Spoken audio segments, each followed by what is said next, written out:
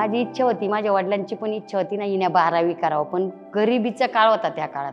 10 के बाद हमारा गांव साइड में पढ़ाई के कोई इतना मायने नहीं देता है। 9वीतच लग्न झाल्यामुळे माझा अभ्यासाची इच्छा अपूर्ण राहिलेली। काही एकटीला मला जाणं पॉसिबल नाही झालं, त्याच्यामुळे मग मी पण शाळा सोडली आणि घरीच राहिले। 2002 मध्ये मी 8वी सोडली होती। की एकदा मुलगी वयामध्ये आली की तिने नाही शिकलं पाहिजे, म्हणजे आता घरी बस बाई घरची कामं शिक तू आणि तुझं लग्न लावून देत। हमारे टाइम पे 1-2 बार पीरियड आ गया ना लड़की को, तो घर वाले शादी के बारे में पहले सोचते थे। आणि मी 10वी नापास झालेली होते, पुढील शिक्षण मला घेताच आलं नव्हतं। 2005ला माझं लग्न झालं, तेव्हापासून शिक्षण बंद झालं। घर की परिस्थिति अच्छी नहीं थी, इसलिए मेरी पढ़ाई रुक गई और 10वीं मेरी पूरी नहीं हुई, फिर मैं घर पे ही बैठ गई। शिक्षण मतलब शेरनी का दूध है, जो पिएगा वो गुरु रहेगा। The name Aditi means limitless, boundless, and freedom. I felt girls were being repressed in so many different ways.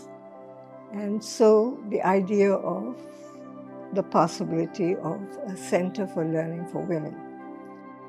पहिल्यांदा जेव्हा सुरू केली त्या सर्व्हेमध्ये असं लक्षात आलं होतं की खूप मुली शाळा सुटलेल्या आहेत बिकॉज ऑफ सम डिफिकल्टीज, घरीचं काम आणि आर्थिक चणचण। तर असं वाटलं तिला की आपण या मुलींसाठी, समाजातल्या मुलींसाठी काम केलं पाहिजे। जोपर्यंत मुली शिकत नाहीत तोपर्यंत समाज बदलणार नाही, आपल्याला जसा हवा आहे तसा समाज होणार नाही। अशी ही सुरुवात झाली शाळेला। सुरुवातीला इथे आलो, गावातल्या मुलींना म्हणजे ज्यांचं अर्धवट शिक्षण आहे, ज्यांची आर्थिक परिस्थिती बिकट आहे किंवा काही कामामुळे घरच्या त्यांना इथे येता येत नाही शिक्षणासाठी, त्यांना एकत्र करणं हे आमच्यासाठी खूप मोठी गोष्ट होती आणि ती थोडी कठीण होती, कारण की इथल्या पालकांची मानसिकता ही थोडी वेगळी होती मुलींच्या शिक्षणाबाबत। त्यामुळे प्रथम त्यांच्या पालकांची मानसिकता तयार करणं शिक्षणाबाबत आणि मग मुलींना इथं आणणं, ते आमच्यासाठी एक थोडंफार ते आव्हान होतं आमच्यासाठी। हमारा ज्योतिताई ने बहुत अच्छा सलाह दिया है, स्कूल में पढ़ने के लिए बच्चे लोग को भेज दो, ऐसा घर पे मत रखो करके 2-4 बार घर पे आके बताया हम लोग को। हम लोग उससे सहमत है, इसके वजह से हम लोग दीक्षा को उधर भेज रहे हैं। शिक्षक लोक सर्वे करायला आली होती आणि त्यांच्या मी शाळेतून येत असताना त्यांना मी विचारलं का माझं वय असं आहे, 58 वर्षाची आहे मी देऊ शकते का? त्यांनी मला प्रोत्साहन दिलं आणि मग या शाळेत आल्यानंतर मी जॉब करून ऑनलाईन क्लास केला संध्याकाळी 5 ते 8। आणि मुलगा मग 2 वर्षापूर्वी 8वीला होता, तर त्याच्या काय मनात आलं, आई तू 10वीची परीक्षा दे म्हणून ना। तर मी म्हटलं नाही, मला नाही जमणार। तो म्हटला नाही आई, मी 2 वर्षांनी 10वीत जर गेलो ना तर तुला माझ्याबरोबर 10वीची परीक्षा द्यावीच लागेल। तर आणि मग अचानक एक दिवस श्रावण महिन्यात आम्ही महादेवाच्या इथं चिखलशेला मंदिर आहे, तिथं मंदिरात पाया पडायला गेलो आणि बाजूलाच बोर्ड लागलेला आदिती लर्निंग सेंटरचा, तो बोर्ड मी पाहिला, दर्शन घेऊन आले आणि येताना डायरेक्ट गेटच्या आतमध्ये गेले तिथं। When married women come, there are all kinds of issues in the family. One woman had her mother-in-law threw her out of the house because she was studying. And she and her husband had to find another place to stay. The offense was so great for her, and yet she made it through. पहले जब मैं यहाँ पे आने का सोची तो घर वालों को मैंने बोला कि नहीं कि मुझे यहाँ पे पढ़ने को जाने का है ऐसा वैसा। तो पहले तो वो सब बोलने लगे कि ये उम्र में सीख के तुम क्या करूँगी, नहीं क्या ये क्या अभी तुम्हारी उम्र है क्या पढ़ाई करने की, घर में खाना बनाओ, बच्चे संभालो, ये सब करो, पढ़ने की ज़रूरत नहीं है ऐसा बोले। लेकिन मैंने फिर मेरे आदमी को समझाया कि नहीं क्या, मुझे ऐसा लगता है कि मेरी पढ़ाई पूरी नहीं हुई तो मैं सीखती तो कुछ तो भी बनूंगी, कुछ तो भी करूँगी, आत्मनिर्भर होंगी, मुझे सीखना है। तो ठीक है जाके देख सीख, ऐसा उन्होंने परमिशन दी। हमारे यहाँ मतलब लड़कियाँ तो आती है पढ़ने के लिए, औरतें भी आती हैं, पर कोई कोई औरतों के घर में ऐसा रहता है कि अगर तुम्हें पढ़ना है तो फिर बच्चों को साथ में लेकर जाओ। तेव्हा मग मी 12वीसाठी इथं प्रवेश घेतला आणि त्यामध्ये मी माझ्या मुलीला घेऊन यायची। मुलगी माझी तेव्हा 2-2.5 वर्षाची होती, तेव्हा मग मी मुलीला घेऊन यायची इकडे। मग ती पण खेळायची वगैरे, पूर्ण पावसात वगैरे मी पूर्ण 12वी तिला घेऊन गेले आणि मी पेपर लिहिताना ती माझ्या पुढं बसायची, तरी पण तिने मला त्रास वगैरे काहीच नाही दिला। माझी पूर्ण 12वी झाली इथं. इतर शाळांमध्ये कसं पहिलीचा विद्यार्थीच 10वीला येतो, तसं इथे नसतं. इथे प्रत्येक वर्षी नवीन विद्यार्थी येतो आणि प्रत्येक वर्षी नवीन विद्यार्थी आल्यानंतर त्यांना शिकवणं हे खूप मोठं चॅलेंज असतं. काय तर काही विद्यार्थी ज्यांना बेसिक गोष्टी अगदी 9वी 10वी झालेले असतात, त्यांना अ आ इ गणितातलं 1-2 किंवा बेरीज वजाबाकी या सुद्धा गोष्टी येत नसतात. मग त्यांना ते तिथून वरती आणावं लागतं. त्यावेळेस त्यांना 10वीमध्ये अगोदरचं पण पूर्ण बेसिक कव्हरअप करून त्यांना तिथे 10वीची परीक्षा द्यावी लागते आणि 12वीला सुद्धा गेलेल्या विद्यार्थ्यांना काहींना वाचता येत नाही. We have a good group of teachers who are committed to the same perspective of changing society.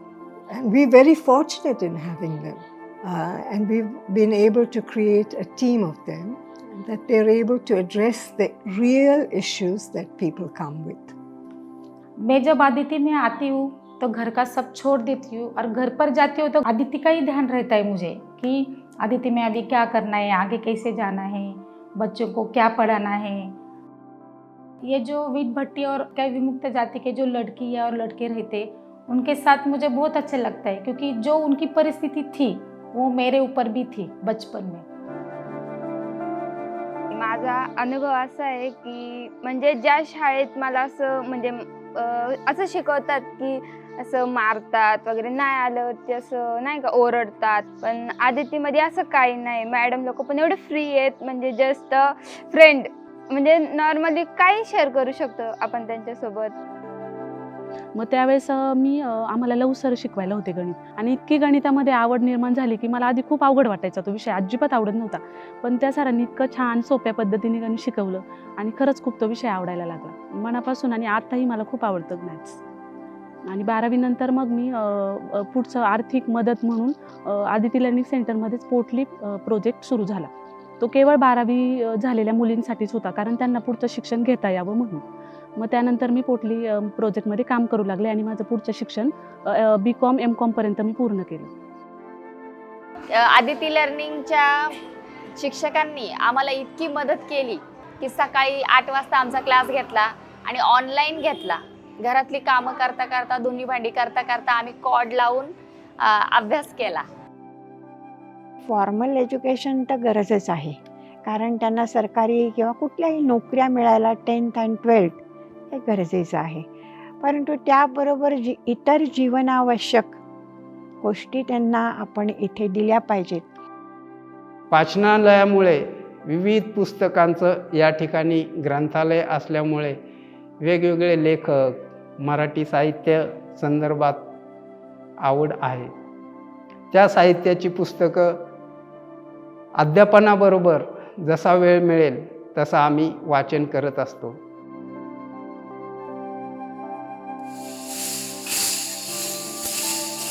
बहुत सारे एक्टिविटीज़ यहाँ पर लेते हैं, वर्कशॉप लेते हैं, जैसे कि ड्रामास, डांस और फिज़िकल कैसे फिट रहना है इसके रिलेटेड कोई वर्कशॉप हो तो उसके थ्रू ऐसा हो जाता है कि उनका कॉन्फिडेंस लेवल बढ़ जाता है. मैंने ये रियलाइज़ किया है कि हम हमेशा हाँ बोलते हैं हर चीज़ के लिए, बट ना बोलना बहुत हमारे लिए कठिन हो जाता है. सो हमने उस चीज़ पर भी ज़्यादा फोकस किया है कि हमें ना भी बोलना सीखना चाहिए. जब मैं 10वीं देने के लिए आई ना तो मेरी 40 उम्र थी. जो पढ़ा रहे थे वो मुझसे भी छोटे छोटे, मुझे शर्म आती थी कि इनसे क्या पढ़ने का. लेकिन सही में जब भी मैंने हाई स्कूल में पढ़ी ना 9वीं तक, जितना उन्होंने नहीं अच्छा सिखाया उतना अच्छा इधर से सीखने को मिला. प्यार भी उनका बहुत मिला. जो मैं डरती थी कि कैसे जाऊँ, कैसे बात करने का, क्या करने का, वो सब इधर आके मेरी जो डर था मेरे अंदर वो सब निकाल दिया उन्होंने बाहर. मैं इसे बोल सकती हूँ. पहले जब इन्होंने स्टार्ट किया था ना, पहली बार मैं ऐसे बैठी थी लाइन में, बच्चों के स्कूल में जैसे बैठते थे, उधर से उठा के इधर से बोलने की जो डेयरिंग आई गई है मुझ में, वो सब ये आदिति लर्निंग सेंटर की वजह से और उनके शिक्षकों की वजह से. The stories in many of these situations are quite remarkable. There's personal change and there's change within the family also.